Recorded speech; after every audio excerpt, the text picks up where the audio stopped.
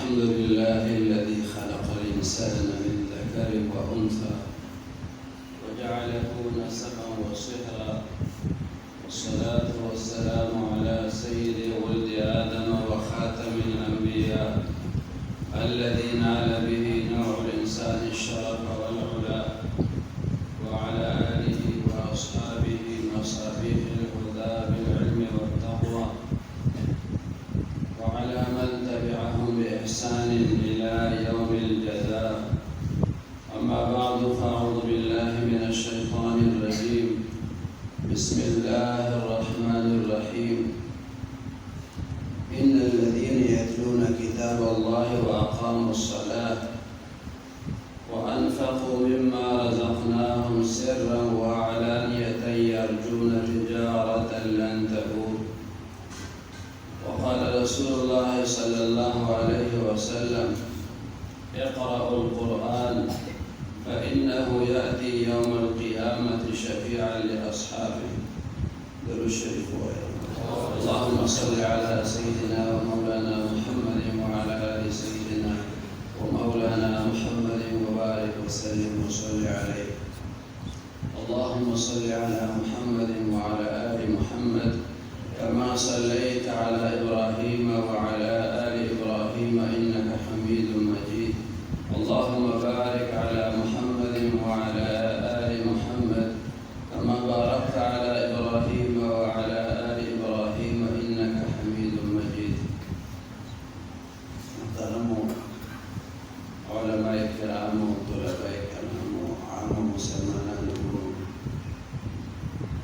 القرآن الشريف ختم تقريبا ورنوكي مناسبات سرا قيمتي بيانات وشو الله تعالى منطول تدعمل توفيق راكي لا ختمون دي الله تعالى مباركي او دا سلسلة دا خير دا دي الله تعالى جاري وصاري ولري او دا طول حاضرين دي الله پاک دا دارين وسعادتنا نصيب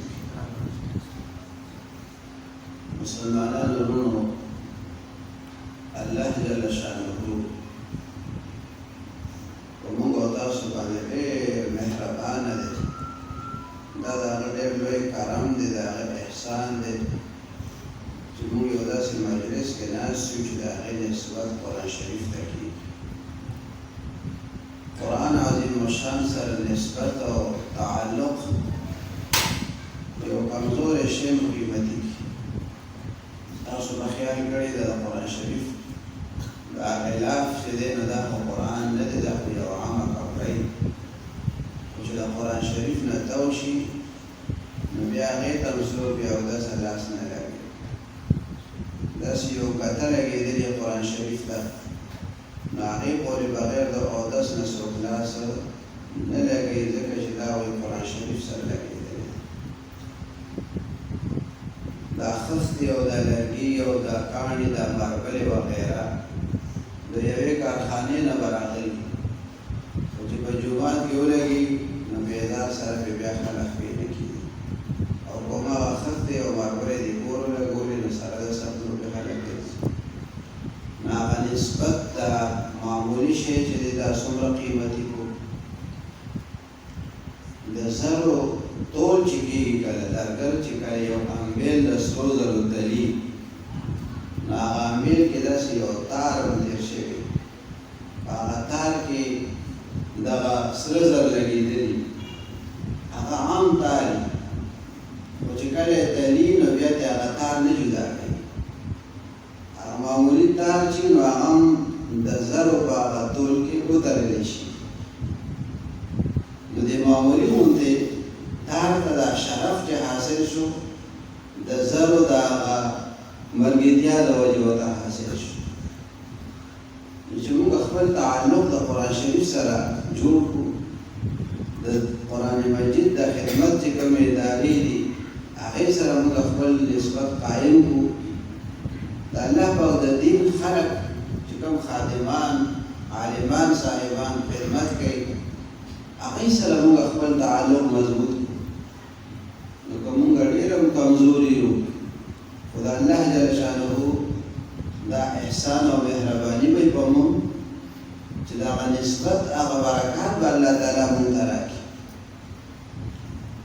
مسلمانانو ورونو الله پاک ډېر مهربان دی د هغه په دې ډېر احساناتو همیشه شکر پکار د قرآن مجلس کې کېناستل دا ډېر لوی نعمت دی چې موږ ته الله پاک نصیب کړي د داسې نعمتونو قدر پکار او په دې باندې شکر پکار الشکر قید للموجود وصید للمفقود شکر دا د موجود نعمت لپاره قید دی ته غواړې چې دا نعمت دې ما سره پاتې شي په هغې شکر کوه هغې کې به د الله تعالی نور هم اضافه وکړي لئن شکرتم لازیدنکم او چې کوم نعمت تا سره نشته نو هغه به هم احکار کې په دې شکر باندې وصید للمفقود نو موږ تاسو ته په دیني مجالسو ډېر شکر پکار او د علماو په صحبت باندې د صلحاو سره په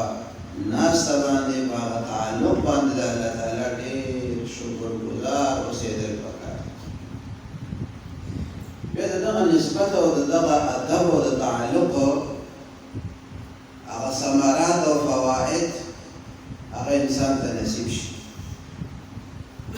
قرآن عظیم الشان دا د الله تعالی آخرنی کتاب د دې مبارک کتاب طرف ته ترغیب